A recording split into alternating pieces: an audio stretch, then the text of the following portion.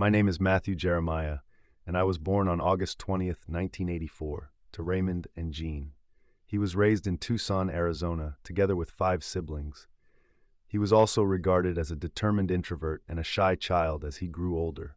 However, those who knew him well recall him as a trustworthy, kind, and compassionate individual. He eventually developed an interest in wrestling, which significantly aided in his transition from shyness. Additionally, he attended Pima Community College after receiving his high school diploma. It was more because he wanted to wrestle than because he was interested in school. He first saw Georgina Mendoza, a 25-year-old woman, in 2011 when he was 26 years old. This was a typical example of the adage, opposites attract. Matthew was exactly the opposite of Georgina. She exuded a lot of personality. There was hardly a shy bone in her body. They had rather distinct backgrounds as well. Although they were both reared in Tucson, Matthew was nurtured in a loving household where everyone was treated with respect and kindness. On the other side, Georgina did not have such a pleasant upbringing and saw her mother, regrettably, being abused by her father. Her parents separated when she was just 2 years old as a result. In fact, her mother remarried and her father served time in prison. Furthermore, Georgina's stepfather treated her and her mother far better. But regrettably, this wasn't the end of her problems. She fared well in school and participated in a variety of extracurricular activities, such as chorus, drama, and soccer. But when she got closer to her senior year, she started doing drug experiments, and that's when things truly started to fall apart in her life. She actually ended up quitting school and began taking drugs heavily. So this was really a 0 to 100 situation. And before she was able to recognize the harm she was causing, this continued for around 4 years. She managed to pull herself together. She knew she needed assistance after realizing she was headed in the wrong direction.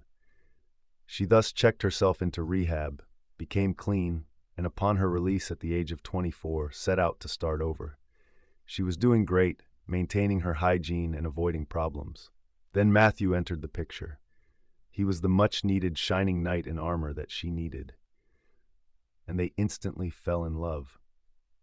They got married in 2013 after meeting in 2011. Soon after, Georgina became pregnant, and the couple began preparing for the future of their family. While they were ecstatic to welcome a kid into the world, Matthew also experienced a realization at this time that he needed to provide for his family. He was going to have to give up certain things now that he had another mouth to feed. And he really did just that. After all, he took a job offer at the copper mine, which was about 3 hours north of Tucson, with the Marines. Thus, he had to relocate to Safford along with the rest of the family, including Georgina and their unborn kid. They moved after packing up their entire lives. Arizona is also home to Safford. It takes roughly 40 minutes to get to his new job. Even while moving might not seem like a big deal, they had both grown up in Tucson. Thus, this whole affair was actually a major sacrifice for them. They had lived their entire lives in Tucson, surrounded by their friends and families. Tucson was the center of everything. They felt as like they had to move everything and would not be able to see people as frequently, even though this new location was only a few hours away by car.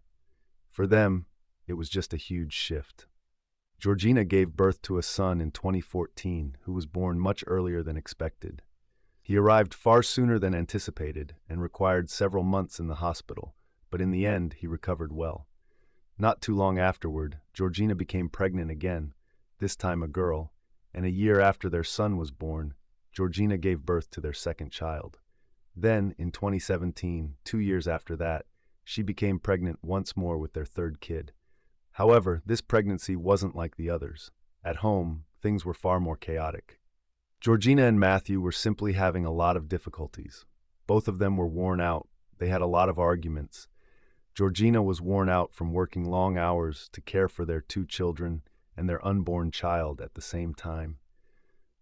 Matthew was working these long hours to support his expanding family, and they are expecting their 3rd child soon. It seemed as though they were simply not enjoying themselves overall. It had a significant negative impact on them both, and in the end, it resulted in their divorce. The divorce papers were filed by them. Following their 6-year separation, Georgina gave birth to their third child in December 2017, following the filing of divorce proceedings. When all was said and done, the separation was rather cordial. The court appointed 50-50 to split custody with them. While Matthew continued to work at the mines and live where the family had previously resided, Georgina moved back in with her parents in Tucson. Although he was a little bit further away from the kids, he could still get there by car. I could still be controlled, and he genuinely wanted to get things perfect. He desired to follow the book exactly. He wished to maintain good relations and keep things friendly. He desired to be adaptable. He wanted nothing to become messy and blow up. Georgina, on the other hand, was never quite the same when Matthew came to pick up the kids and spend time with them. She would truly not be happy about it, and would make every effort to get involved and interfere with Matthew's time with their kids. From then on, she was quite difficult about it. It truly appeared as though things were improving. Matthew resumed his dating life. He began seeing Nicole, one of his co-workers. Despite working together in the mines, they had only dated once. Georgina and Matthew had filed for divorce. Everyone in his immediate vicinity has said that they have noticed a discernible change. When he and Nicole began dating, he was in much better health. He was a lot more content. He appeared to be more in love with Nicole than he had ever been with Georgina, and their bond was stronger. Georgina also moved on very fast, so it seemed like the divorce had been the best thing for everyone after all. No matter how far they progressed in their life, or how much pleased they were in their new relationship, she began dating someone else. Georgina never was able to move past the custody dispute. She was never happy with the division of custody. She constantly tried to make things tough for Matthew so he wouldn't be able to see his kids. Matthew, though, was merely making an effort to carry on. He was attempting to maintain harmony. He was making an effort to move on. In the end, he made Nicole a proposal. They decided to tie the knot on St. Patrick's Day 2020 after being engaged in 2019. For them, everything was simply going well, and Matthew was ecstatic about his fresh opportunity at love. Sadly, though, the wedding day would never arrive. A local fire chief was traveling along remote Highway 191, the vast stretch of road that runs the full length of Arizona, early on February 10, 2020. He sees a black Chevrolet Tahoe that has been driven off the road as he gets closer to what the locals refer to as Horseshoe Cove. He then approaches to look into what's happening, find out whether someone is inside the automobile, and determine whether the person inside needs assistance. He was startled to see that the driver of the automobile was unconscious when he arrived, since he was leaned over toward the passenger side and had blood streaming down the side of his face. Upon closer examination, he finds that the driver has many bullet holes in the side of his head and is actually dead. Glass broke, as Clifton Police Department investigators discovered when they arrived on the scene rather quickly. The side of the automobile was full of bullet holes. They instantly assumed that there might have been a road rage incident because it was clear that the bullet holes originated from the outside of the vehicle. Nevertheless, one of the first officers on the site, Detective Eric Ellison, stated that there were simply too many gunshot holes in the automobile, leading him to conclude that this wasn't a case of road rage. This was made feasible when detectives went through the victim's wallet looking for any hints, and they discovered his driver's license from Arizona inside. And because to this, they were able to recognize him as Matthew Misener, 35. Upon arrival at the site, a medical examiner concluded that Matthew had been shot 3 times in the side of the head using a 9mm handgun. However, the road rage argument was refuted when they failed to retrieve even a single shell casing from the crime scene. If this was an instance of road rage, then, someone is just firing and driving away in the heat of the moment. On the other hand, it appeared that this crime was more well thought out because the perpetrator had picked up every shell casing. And the more they dug into this inquiry, the more they realized this was unquestionably a premeditated murder. It was feasible to do this. Matthew, however, was unknown to foes. Really, no one could have been thought to be against him. Those who knew him all said he was a good-hearted, compassionate man. They had nothing but positive things to say about him, and nothing suggested that he wasn't a trustworthy individual. Naturally, the investigation starts immediately after that. Additionally, the location of the car was roped off by the detectives. Additionally, the roadway was extremely congested. Therefore, the belief that someone must have been driving by and noticed anything had some sort of knowledge. Additionally, they're hoping that the crime scene may hold more clues. As they're going through and thoroughly examining the crime scene, Nicole, Matthew's fiancée, suddenly appears. Detectives were suspicious of Nicole's sudden appearance because the investigation was still in its early stages and the media had not been informed. By now, I doubt Matthew's family had been notified. They were essentially asking, "How did you find out that Matthew was involved? How were you even aware that this occurrence had taken place? What kind of reason are you here?" However, as I mentioned earlier, it was a pretty busy road, so vehicles passing by would have likely noticed it. In addition, the community had a population of less than 5,000. Why then did you spread quickly? People would have seen that and talked about it if they had drove by. Given that she is the fiancée, what could have possibly gone wrong? However, she said that Matthew had departed for his job at 4 p.m. She had left for work at 5 in the morning that morning. They certainly took the same route to work because they both worked at the same location. She also observed that the car she saw over the side of the road was the same one that Matthew drove when she was driving. She decided to investigate by pulling over. However, she thought, surely this can't be Matthew. I wish to avoid controversy at all costs. I want to get to work on time. After that, she returned to her car and left for work. However, she had a gut sensation, and Matthew wasn't around when she realized that. She became frightened. She then departed from her job and returned to the car rack. It goes without saying that by the time she returned, the area had been sealed off and all the cops were present. Naturally, she was unaware of the situation. She was unaware of the circumstances. She was unaware of the car's ownership, that Matthew was involved, that it was a wreck, and whether or not anyone was hurt. At this point, Nicole was left feeling bewildered, confronted, and overwhelmed as detectives had to break the terrible news to her that her fiancé had actually been involved in the car accident, that he was dead, and that he had been shot 3 times by someone. She just started crying.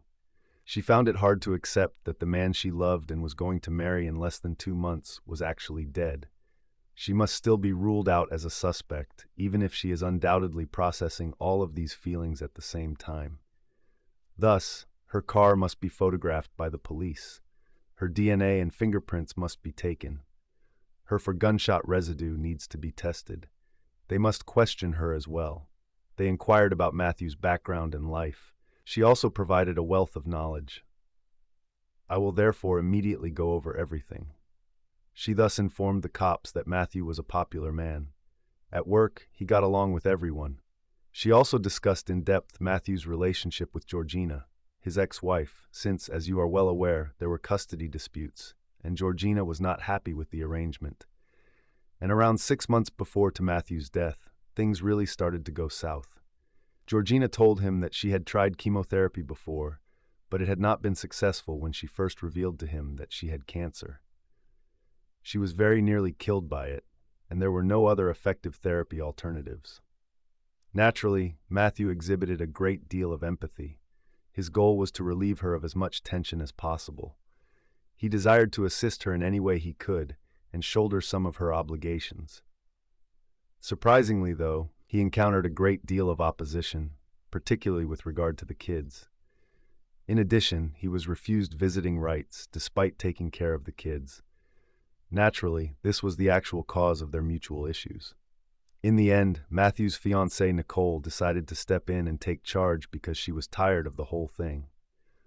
After accompanying Matthew to Georgina's house, she informed Georgina, "Look, this is not fair," which truly infuriated Georgina and caused her to hit Nicole in the face. Thus, things were simply becoming very hot and disorganized. Considering that Georgina was the one who smacked Nicole, she became increasingly hostile and even went so far as to claim abuse against Matthew and Nicole. I believe it's possible that she was merely attempting to get ahead of everything before Nicole and Matthew could file a report accusing her of slapping Nicole. CBS arrived. After conducting an inquiry, they came to the conclusion that the claims were untrue. Nicole and Matthew didn't mistreat anyone. And then, on February 5th, 2020, that is, 5 days prior to Matthew's marriage, he submitted a request for sole custody of the kids. He was concerned about Georgina's mental state and felt that she wasn't stable enough to be caring for the kids. The custody court was scheduled for February 11th, 2020. Naturally, the moment cops get all of this information, the day after Matthew got married, Georgina immediately rises to the top of their suspect list. Now, at the same time they had all of this information, a witness who claimed to be in the neighborhood called the Safford Police Department to report that they had heard about the accident and everything that was happening and wanted to provide a tip. The caller essentially stated that they had drove by the site shortly after Matthew was slain and that they were oblivious to what they were seeing. You know, they didn't really think much of it as you usually would if you simply saw a car stopped off the side of the road. They just noticed it and assumed maybe they had blown a tire or something. However, he did witness a white automobile turn around at the scene and speed off in the opposite direction, as if they were running away. Another witness called the police to report that they had been following Matthew's car that morning as he was heading to work, and that Matthew was moving a little bit quicker than this individual. Thus, he briefly lost him. And he had a pop, which at the time he didn't give much thought to when he didn't see him. However, looking back, he believes it might have been the sound of a gunshot. When he finally comes up to Matthew's automobile, which is now parked on the side of the road, he notices that a white sedan is parked in front of Matthew's vehicle. This automobile turns around, picks up speed, and leaves the crime scene in the other way. This brings the total number of witnesses who have observed a white sedan leave the crime site to 2. Of course, this white vehicle is now the target of police pursuit. They go back to chat to Nicole to find out whether either she or Matthew had any contacts in Washington. Nicole continues, "Actually, 5 days prior, when Matthew had gone to see his kids or pick them up, or for any other reason, he was at Georgina's house when a man also pulled up and began taking pictures of Matthew, his car, and his license plate. And during all of this, Matthew was speaking with Nicole on the phone. Nicole thought that was somewhat strange. You ought to get a picture of his vehicle and license plate. That's exactly what he does. Nicole gets it from him. Nicole is searching through her phone for this picture while she speaks with the detectives. When she discovers it, it's a white automobile. After comparing the license plates from Nicole's photo, the detectives determine that the automobile is owned by Eduardo Montano Jr., a man, and Samuel Sandoval, his grandfather. Thus, even though Eduardo was the driver, his grandfather's name was on the registration. Montana Eduardo. Additionally, Jr. was the target of 2 misdemeanor warrants. Thus, the sheriff made a call to the Pima County Police, who were located much closer to Atwater's residence, and they placed him under arrest. And Water was taken into custody for his 2 outstanding warrants a few hours after the white car tip. Additionally, a white Cadillac automobile that matched the witness allegations was in his driveway when the police arrived to arrest him. Edward was brought into the Pima County Sheriff's Office to be questioned as detectives awaited search warrants for him, his home, and his vehicle. They questioned him about his activities that morning and the previous evening. Eduardo also mentioned that he had visited the homes of a few acquaintances before going back to his grandfather's home, where he was living. Furthermore, he asserted that he had not been in the vicinity of the crime site. When detectives questioned him about why he was at Georgina's house on February 5th and about their relationship, he replied that they were just friends who had tried dating but couldn't make it work. When they questioned if he knew Matthew, he was rather honest with them, admitting that he had never spoken to Matthew directly, but that he did know Matthew through Georgina and that he was aware of their custody dispute. In response, detectives stated, "We know that you were taking pictures of his car. What was the reason for your actions?" He just replied, "I've never spoken to Matthew detectives," in response. Of course, give him a little extra pressure. They begin to pretend to be somewhat more knowledgeable than they actually are. And that's when Water, just kind of out of the blue, says, "You know, my grandfather told me about this accident this morning," implying that Eduardo might have been involved in the car accident. I'm not even sure how his grandfather would have known about the incident, let alone why he would bring it up to Eduardo at random. However, the timing of his bringing that up was peculiar, as he was suddenly questioned about his whereabouts that morning. Do you understand what I mean? And Walter continued to be emphatic that he had nothing to do with the crash that occurred that morning or the previous night, that he had only been with his buddies before returning home. Therefore, at that point, there wasn't really anything further investigators could do. As a result, it's clear that efforts to learn more about Eduardo are ongoing, given the involvement of his vehicle. His automobile was observed at the crime scene, and after that, he has this relationship with Georgina, as if he's just so deeply entwined that, this person had to do with this. We must ascertain what. That's what they're now doing. Since Eduardo is unable to provide them with any information, they are attempting to obtain additional details about him. At Georgina's mother's house, they go talk to her. Additionally, investigators who spoke with her observed that her emotions were erratic. She went from being joyful to sobbing to being angry. Furthermore, they observed that her manner seemed very practiced. She revealed that she didn't want Matthew to have the children because she didn't like Matthew's fiancée, Nicole, in response to questions about their relationship. She told investigators that she didn't want Matthew and Nicole to have the children because they were abusive. But this just didn't hold water with the detectives because it wasn't true. CPS had investigated it. There were no indications, no proof at all, that Matthew or Nicole had abused anyone. Jane is still being questioned by detectives over her relationship with Water. She indicated that they were friends and that she had confided in him about the alleged abuse and the custody dispute during their unsuccessful attempt at dating, which lasted for about a month. He had also suffered abuse in his past, so she felt at ease telling him this information. He also assisted her with the children. He guarded the family very closely. You are certainly aware of how this seems to the cops.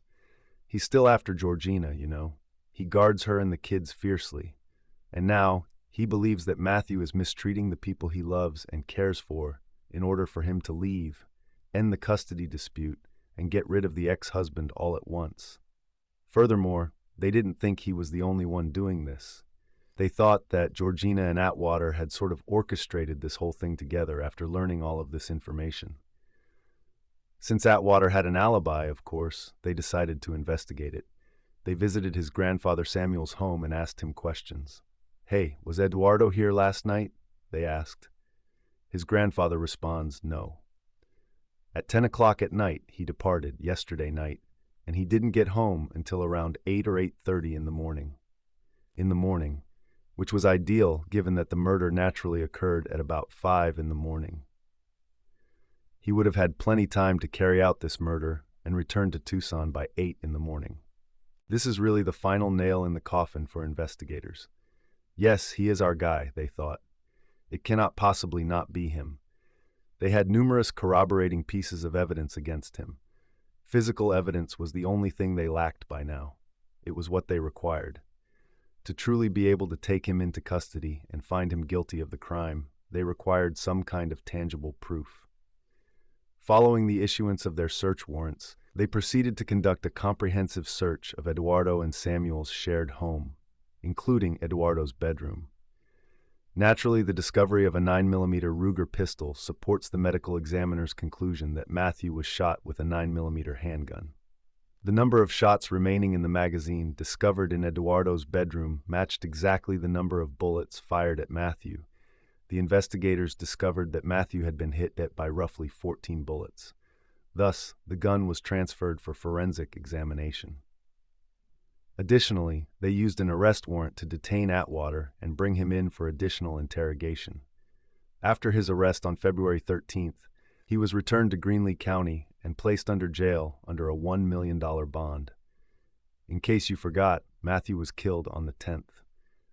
Detectives have thus already apprehended and detained a suspect in less than 72 hours. Though everything is happening so quickly, they still need to provide evidence of a motive.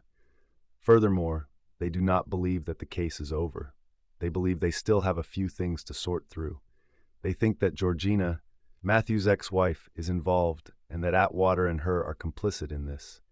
Therefore, they still need to go hunt for further evidence against her and determine the extent of her involvement. Thus, they attack Georgina once more, this time with greater ferocity. To be honest, she is really quite useless. As if she had no idea when she was last in close proximity to Eduardo. Is it last week, last month, or last year? She cannot say. That is incredibly handy for her because she cannot for the life of her recall when she last saw Eduardo. They ask her straight out if she was involved in Matthew's murder, and she says, "I don't want to talk anymore," stopping the interview right away, like all innocent people do. She was still able to go, even after they took her phone for digital examination. They interview those who were close to Georgina and Matthew, the estranged couple, while they wait for her phone to be examined. And this is how they learn some very delicious new information. It's shocking how many individuals genuinely lie about having cancer, as they discover when they discover that Georgina was lying about having it. It really blows my head. It has occurred in numerous mysteries that I have worked on. In high school, I even knew someone who pretended to have cancer, and it seems beyond the reach of my comprehension. I can't imagine saying to myself, "Hey, let me pretend to have cancer right now." For what reason is that the case? I mean, why does that occur so frequently? Nevertheless, investigators discovered that one of the pictures Georgina gave Matthew, in which she appeared to be showing off how unwell she was, in fact, merely an internet image. As it happens, the disease claim was just another ruse to keep Matthew from seeing the children. In an attempt to portray Matthew as a nasty, thoughtless person, she had even been trying to turn his family and friends against him. However, it had simply backfired on her. Ultimately, it made her appear extremely cunning, which served to validate the argument that she was sort of the mastermind behind the murder. That is, that she tricked Atwater into killing her ex-husband in order to have her children all to herself. Of course, as of right now, there's no tangible proof. On February 25th, however, they had a breakthrough when they recovered every phone analysis from her phone. Additionally, her phone has some extremely incriminating assaults on it. She and Atwater were the recipients of these texts. They also put Atwater where Matthew's house used to be. Before the killings, Atwater appeared to have been pursuing Matthew as well. Georgina appeared to have attempted to remove these texts from her phone as well. However, if you've been with me for a while and have watched these Mystery Mondays, you are aware that you are unable to truly remove something off your phone. You cannot just remove something from your phone or the internet that on February 7th, the police won't be able to retrieve. Thus, Walter texted Georgina 3 days prior to Matthew's murder, saying, "Been outside all night and haven't seen him." And yet another text message asks her for maps past, say, Nicole's address and adds water. In her reply, Georgina gives him the address as well as the make and model of Nicole's vehicle. They were much closer than they admitted to the detectives, as evidenced by their exchange of texts. "We tried dating for approximately a month, according to their account. It was unsuccessful. Thus, we are merely pals. However, they are saying to each other, 'I love you,' and blah blah blah, in a lot of their texts. They say that they were just friends after the time they stopped dating, saying that they weren't really that close anymore. The text then became extremely incriminating on February 9th, which is the day before Matthew was killed. Eduardo receives an attack from Georgina saying something like, 'I have my custody battle coming up,' since it is evident that she had one on February 11th, the day after Matthew's model. She says, 'I'm about to go into custody court. It needs to be completed.' Water reacts as well. 'I don't think I can do this,' he adds. Georgina then answers, 'You need to show me what kind of man you are if you want to marry me.' Furthermore, I doubt that's the case. However, I believe the wife owns this next one. Okay, and Water texted Georgina, asking if she wanted her to know when it was finished. Georgina then replies, I think that's better for a reaction than if you tell me when it's done, depending on who she finds out from. In other words, don't tell me after you kill him, because then someone else might tell me, and I could be triggered emotionally. It dawned on her that 10 hours after these texts were exchanged, Matthew's body had been found. Therefore, it goes without saying that Georgina was charged with Matthew's murder before she could even be removed after all of these texts were discovered on February 26, 2020. Her lawyer was on the phone to her, telling her not to say anything. As this was going on, the forensic examination of the gun discovered in Eduardo's room revealed that it was, in fact, the murder weapon. In essence, the prosecution's theory was that the defendant went to Horseshoe Cove early in the morning, sat there, and waited for Matthew to pass him. He sat there, obviously knowing Matthew's route that he drove to work. He bided his time until Matthew passed by. Upon witnessing Matthew drive by, he stops, approaches Matthew's vehicle, and opens fire, killing Matthew and causing Matthew's vehicle to veer off the road. Eduardo's case never reached trial, I believe, because he realized there was no way out of it after reviewing the overwhelming amount of evidence against him. He thus agreed to a plea bargain, pled guilty to second-degree murder and aggravated assault, and was given a 33-year, 9-month prison sentence. He was 36 years old at the time. He never once accused Georgina of being involved in the crime. He made an effort to shoulder all of the accountability and blame himself. However, by agreeing to his plea bargain, he effectively acknowledged that he had planned the crime with her, because, in the absence of Georgina, there would have been no motive or model for killing Matthew. Next, in November 2020, Georgina consented to a plea agreement. She entered a guilty plea to 2 counts of second-degree murder and aggravating assault conspiracy. On January 5, 2021, her sentencing hearing took place. At this hearing, Georgina also took the stand and pleaded with the judge for mercy. She talked about her mental health problems and her rough upbringing, emphasizing that her mental instability should be taken into consideration. She turned on all the waterworks and everything. In fact, sometimes it was difficult to understand what she was saying because of it. Furthermore, despite her apology, she continued to attempt to portray herself as the victim. She claimed to be ignorant of Eduardo's plans to murder Matthew. You're like, let's get moving. Just now, the prosecution retrieved the text messages. Come on, let's be realistic here.